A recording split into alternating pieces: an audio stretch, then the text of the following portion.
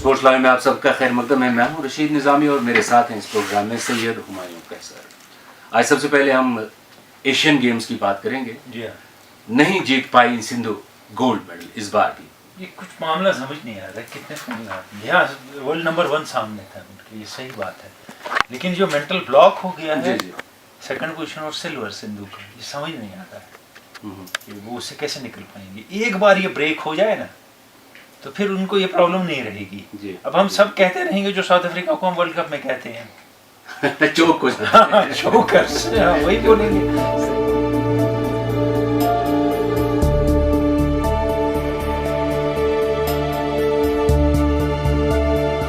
जब मैं आया यहाँ 91 का दौर था, रेडियो कश्मीर कोई नहीं आता था, लोगों ने इसको आउटकास्ट डिक्लेयर किया था।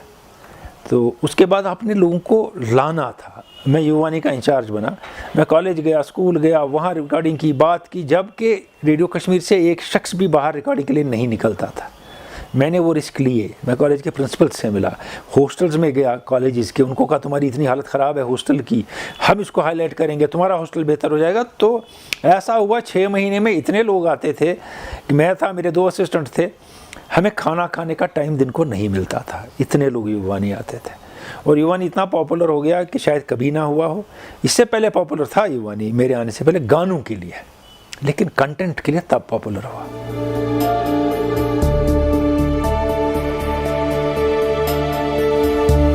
देखिए, जब मैं रेडियो आया तो रेडियो ट्रेडिशन में रसा बस बिल्कुल ट्रेडिशनल था और रस बसा हुआ था ट्रेडिशन में, इसमें कोई दो राय नहीं है। और बड़ी कामयाब ट्रेडिशन थी, ये नहीं हम कह सकते, हमसे पहले बहुत कामयाब लोग आए थे।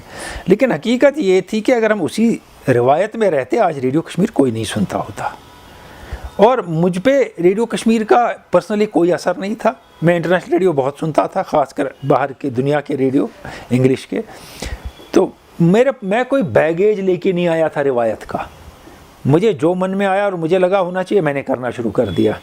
उसमें मुझे डायरेक्टर्स का बहुत अच्छा सपोर्ट मिला, उनने बहुत साथ दिया। लेकिन जो साथ में पुराने कोलीग्स थे वो बहुत खफा भी हुए कि आप हंसते हैं प्रोग्रामों में, आप इनफॉर्मल सवाल पूछते हैं लोगों से, आप स्पोकन वर्ड में गाने चलाते हैं, आप साइंस प्रोग्राम में गाना चला देते हैं, आप स्पोर्ट्स में कोई बात करने के लिए गज़ल की एक लाइन चला देते हैं। इस दिन तो रेडियो मर गया, उनका कहना था। लेकिन पब्लिक ने ये नहीं सोचा, पब्लिक ने कोई नई चीज़ मिल रही है, तो मैं उससे एनकरेज हो गया।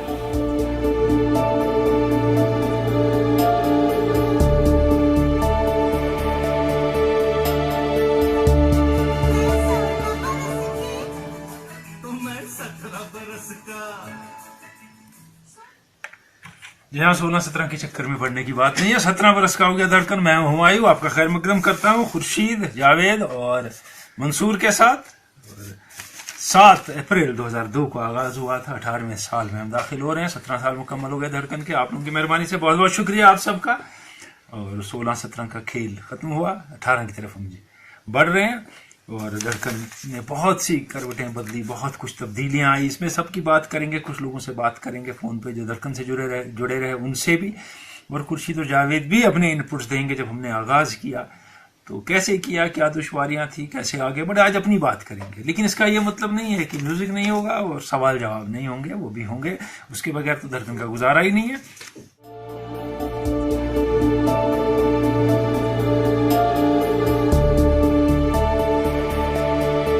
मेरे ख्याल में इससे पहले हम यूथ से अटैच था रेडियो कश्मीर।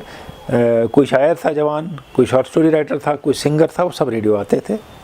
लेकिन जो रेडियो यूथ नहीं आता है, आप उसको क्या देते हैं, इस पे कम फोकस था कि क्या उसके करियर में मदद करते हैं, क्या उसकी ग्रोथ में मदद हम करते हैं, शायद बहुत कम, रेयरली। हमारी ओरिएंटेशन ही चेंज हो गई। और आपको एक ख़ास बात बताऊंगा, जब ये 91 के दौर से हम गुजर रहे थे, हमारे प्रोग्राम में पार्टिसिपेंट की प्रोफाइल चेंज हो गई। 90s में पहले प्रोफाइल थी, पार्टिसिपेंट होते थे 45 से 70 साल के, और सडनली 20 से 40 साल की हो गई प्रोफाइल। यंगस्टर आने लगे धड़ाधड़ जनरल सर्विस में, युवानी में। एक वो कंसेप्ट चेंज हो गया, वो बड़ा अच्छा हुआ। और एक और चीज़ हुई कि जब आप कोई चीज़ नई करते हैं, रिस्क लेते हैं, आप फेल हो सकते हैं, लेकिन अगर आपकी चीज़ चल गई तो आप सबसे ज़्यादा नुमायाँ हो जाते हैं।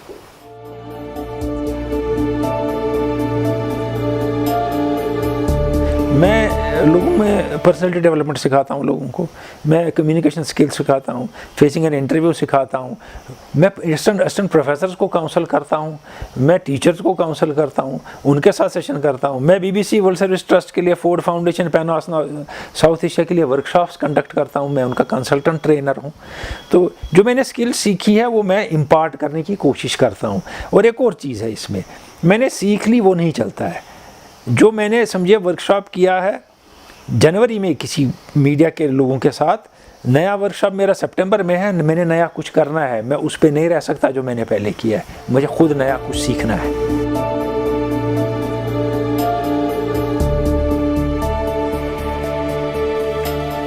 Well, being in Olympics is the most memorable moment. In a lifetime, you get that opportunity very rarely.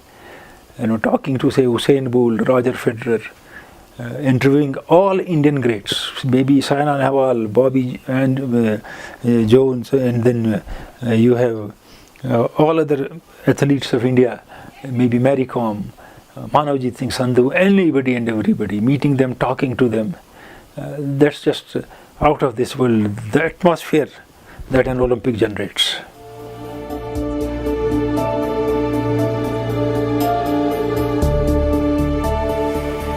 बहुत सी चीज़ें मेरे लिए रिवीलिंग है कि ये मुझे कैसे देखते हैं, क्योंकि हमारे रिलेशन है बाप और बेटे की और बेटे की। हमें कुछ महसूस ही नहीं किया बीच में रेडियो आया या कोई और आया, हमें वो आइडिया ही नहीं है, ना सोचा, ना ये हुआ। हमारा मामला ये है कि मैं कोई ख़ास हूँ, ये है, वो मेरे साथ जो मिलता है उसको कभी महसूस ही नहीं होता और हूँ भी नहीं। तो इसीलिए घर का तो चांस ही नहीं है। मैं बहुत लो प्रोफाइल वाला आदमी हूँ, मैं बहुत कम पब्लिसिटी चाहता हूँ, वो खुद ही मिल जाती है। मोर और लेस बाय एंड लार्ज उन्होंने पूरी तरह से बैलेंस किया अपनी जॉब और अपने घर को, मगर कहीं कहीं कभी कभार, क्योंकि ये बहुत ज़्यादा डेडिकेटेड है, बहुत ज़्यादा डिवोशन है इनको टुवर्ड्स अपने काम के, तो कभी कभार मुझे लगा कि मैं थोड़ी ओवरबर्डन्ड हूँ because of unavailability of Humayun साहब। फ्रीक्वेंट इनको बाहर जाना पड़ता था फॉर डेज टुगेदर, तो उसमें मेरे पे घर का थोड़ा सा बर्डन जो है ज़्यादा हो जाता था।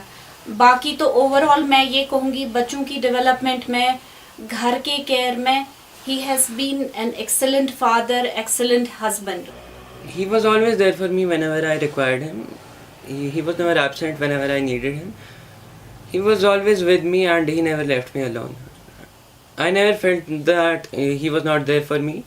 He has always been and will always remain there with me. Generally people are really afraid of their fathers and stuff, but that doesn't happen. हमारे साथ ऐसा नहीं है कि हमें बाप का कुछ खौफ होगा कि हम इनसे बात नहीं कर पाएंगे, या कुछ चीज़ें हम शेयर कर लेते हैं, कुछ नहीं भी करते, बट ऐसा नहीं है कि कभी डर की वजह से हम इनसे बात नहीं कर पाएंगे। सो ऐसा है कि काफ़ी ओपन सा माहौल है हमारे घर का, एंड कभी भी इनने हमारे ऊपर कुछ इम्पोज करने की कोशिश नहीं की। हमें हमेशा इन्हें फ्रीडम दे रखी है कि जो हम करना चाहें हम कर सकते हैं, सर्टेन हदूद में, बट फिर भी हम सब कर सकते हैं। I think for me it just means to be the daughter of my father who's always been so loving and encouraging towards anything that I've done, especially the decision that I've taken in my career. For example, I didn't want to study science or become a doctor or an engineer. I wanted to study journalism, and a lot of parents might have thought that this is not something that you should pursue because the way we see it, the avenues we see, we think that they are restricted, but that is not something that happened with me. So yes, a lot of people think of him as their Dhadkan, but for me, he's first my father and then whatever he means to me.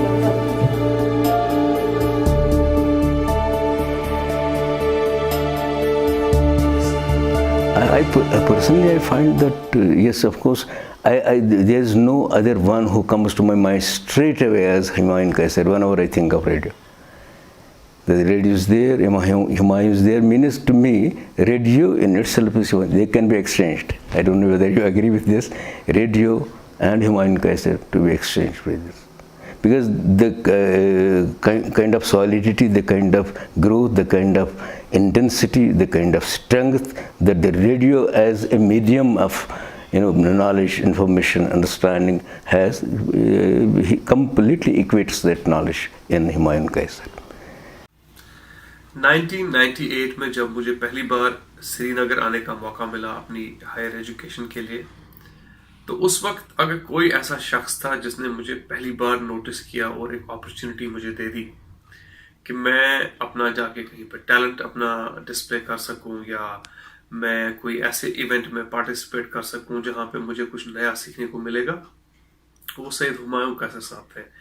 वो एक जो exposure वहां मिला, वो मेरे साथ साथ मुझे याद है कि hundreds of people, hundreds of youngsters ऐसे हैं जिनको हुमायूं साहब की वजह से वो एक्सपोजर मिला। और पिछले इतने सालों से हुमायूं साहब न सिर्फ बहैसियत एक ब्रॉडकास्टर बल्कि बहैसियत एक मेंटोर इतने सारे लोगों की मेंटरिंग करते आए हैं। जहां जहां मैं जाता हूं दुनिया में, आप जहां जहां जाएंगे आपको हुमायूं साहब के जो स्टूडेंट्स हैं, उनके जो शागिर्द हैं, वो आपको मिलेंगे जिनकी जिंदगियों पे हुमायूं साहब ने एक ऐसा इंडेलेबल इंप्रेशन छोड़ा है कि, तो इसलिए मैं कह रहा हूं कि जो अगर आप उनको बहैसियत एक ब्रॉडकास्टर देखेंगे, बहैसियत एक मेंटोर देखेंगे, बहैसियत एक ऑफिसर देखेंगे, तो वो शायद उनकी पर्सनैलिटी का एक बहुत ही एक नैरो एक उनका देखने का नजरिया होगा। मैं उनको बहैसियत एक लीडर देखता हूँ, बहैसियत एक टीचर देखता हूँ। कि रेडियो के साथ वाबस्ता होके उन्होंने एक फिलोसफर, एक गाइड, एक टीचर, एक फ्रेंड, उसका रोल ले लिया और वो रोल पूरी तरह से निभाया भी। पूरी वैली के यूथ जानते हैं कि सैयद हुमायूं कैसर ने उनके फ्यूचर बनाने में कितना बड़ा रोल अदा किया है। मैं बजाते खुद एक बेनिफिशरी हूँ, मैंने भी फ़ायदा लिया। मैं रेडियो के साथ वाबस्ता हो गया और कई साल तक सैयद हुमायूं कैसर के साथ काम करने का मौका मिला। और इस असना में मुझे सैयद हुमायूं कैसर ने बजाते खुद आमादा किया कि मैं सिविल सर्विसेज के लिए अपियर हो जाऊं और सिविल सर्विसेज का एग्ज़ाम दे दूं। उन्होंने कुछ मुझ में देखा था, शायद उसी चीज़ को देख के जो शायद मैं खुद नहीं जानता था, लेकिन इस उस्ताद की नज़र एक ऐसा काम कर गई कि मैं नाचीज़ भी इस पोजीशन पे अगर बैठा हूं तो ये सैयद हुमायूं कैसर की वजह से। एक बहुत ही नामवर broadcaster, sports person, former Ranji player, Olympic और कॉमनवेल्थ में अपना डंका आवाज़ के दुनिया में बजाने वाले, एजुकेशनल कंसल्टेंट और खूबसूरत पेंटर, इंचार्ज न जाने कितने प्रोग्राम्स के जब ब्रॉडकास्टिंग की बात होती है। और आज तो माशाअल्लाह डायरेक्टर रेडियो कश्मीर श्रीनगर। मेरी मुराद बस अब कहने के लिए जरूरत ही नहीं। कैसे हैं? अस्सलाम वालेकुम। ज़्यादा हो गया सर। आवाज़ से रिश्ता तो बहरहाल उस पर तो बात करेंगे ही करेंगे, लेकिन आवाज़ के रिश्ते से पहले जो आपने अपनी ज़िंदगी का रिश्ता शुरू किया था उस बारे में कुछ बताइए। देखिए, मेरी पैदाइश श्रीनगर की है जी। मैं श्रीनगर में पैदा हुआ हूँ। हम 4 बहन भाई हैं, उसमें से वाहिद मैं हूँ जो श्रीनगर में पैदा हुआ है, बाकी तीनों जम्मू में पैदा हुए। तो मैं उनको कहता हूँ कि आप डोगरे हैं, मैं कश्मीरी। ब्यूटीफुल। तो उसके बाद फिर बिस्कू स्कूल में पढ़ाई की जी सर। बिस्कू से Amar Singh college, university of Kashmir, वहाँ से दिल्ली स्कूल ऑफ इकोनॉमिक्स, वहाँ से रिसर्च की दिल्ली स्कूल ऑफ इकोनॉमिक्स में, और इन बिटवीन खेलते वगैरह भी रहे। और ये हुआ कि जब मैंने मैट्रिक किया तो उस ज़माने में 11वीं जो थी स्कूल में शुरू हो गई थी जी। तो मैं स्कूल नहीं जाना चाहता था, 11वीं के बाद मैं डायरेक्ट कॉलेज जाना चाहता था। अच्छा। तो मैंने ऐसे सब्जेक्ट चुने जो स्कूलों में अवेलेबल ही नहीं थे, जियोलॉजी और ज्योग्राफी। अच्छा। तो वो अमर सिंह कॉलेज चाहता था मैं उनकी टीम में खेलने आऊँ क्रिकेट की। अच्छा। तो मैं डायरेक्ट अमर सिंह कॉलेज चला गया। बाकी स्कूल में पढ़ने के 11वीं 12वीं में कॉलेज गया पीयूसी में। तो फिर वहाँ से अमर सिंह कॉलेज से काफ़ी 4 साल गुजारे, यूनिवर्सिटी ऑफ कश्मीर चला गया, फिर दिल्ली चला गया। और उसके बाद ये भी है कि इन बिटवीन बाकी काम स्पोर्ट्स से, क्रिकेट से बहुत जुड़ा रहा।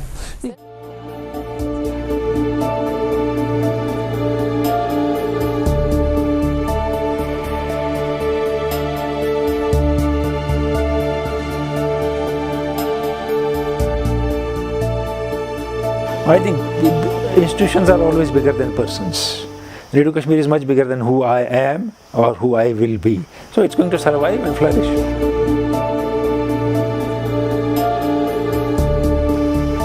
Well, I don't think I have, all my life, I have never given any messages. When people tell me messages, I say, I don't believe in messages.